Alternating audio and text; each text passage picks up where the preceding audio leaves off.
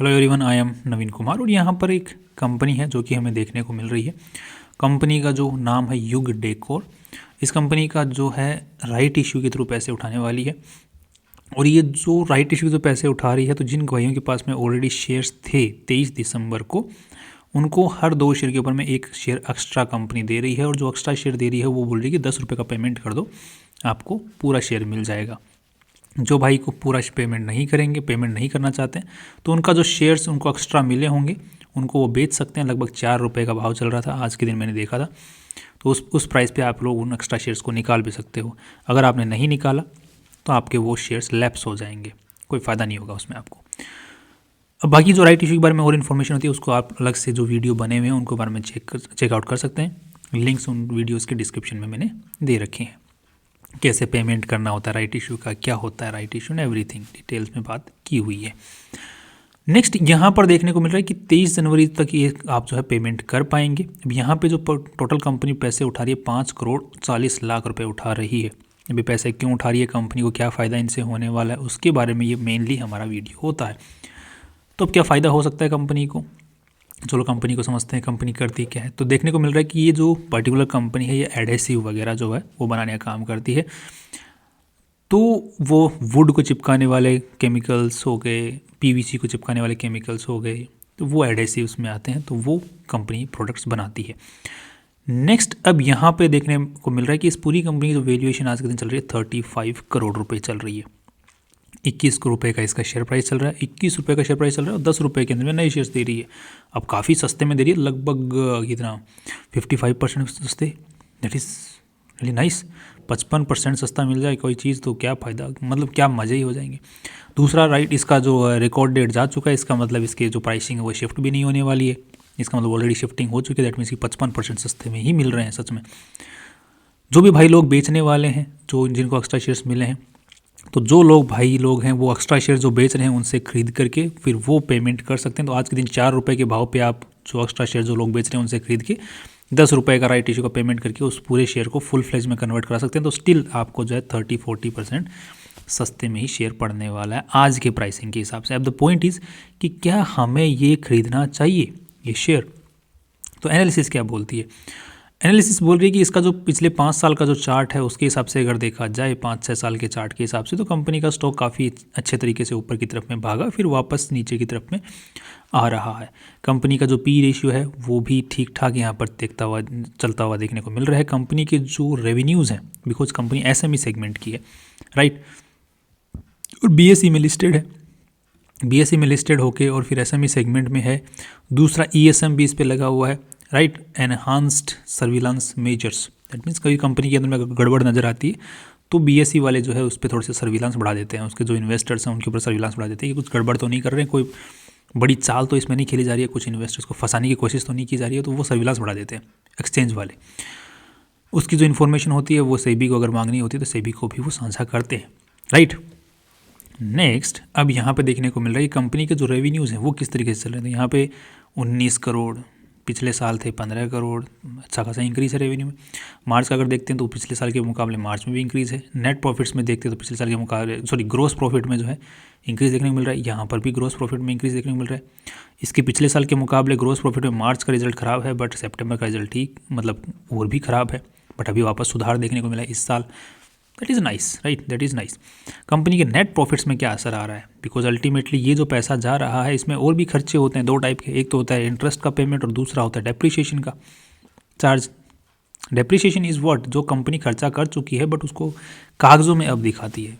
खर्चा तो हो चुका है बट अल्टीमेटली खर्चा तो मेन बात है, तो कागज़ों में अब दिखा रही है। तो अल्टीमेटली हमें इस पर नज़र रखनी होती है, net profit.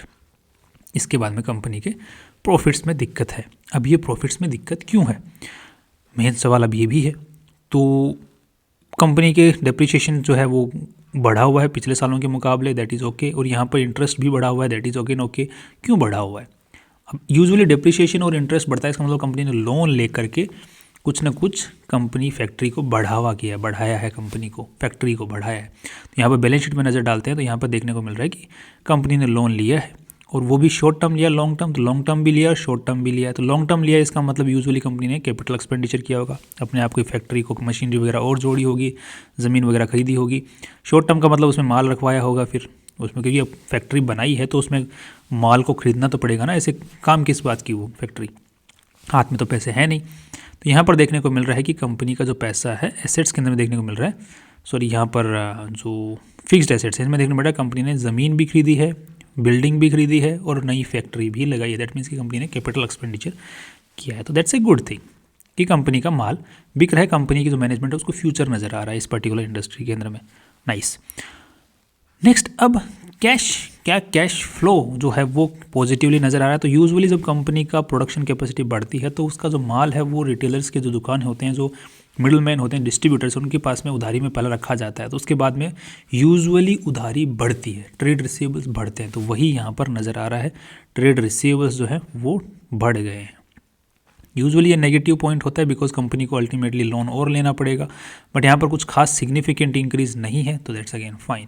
That means company के पास प्रोडक्शन कैपेसिटी है, माल बढ़ाया है, फ्यूचर को लेकर के मतलब थोड़ी सी कंसर्न लग रहा है मैनेजमेंट।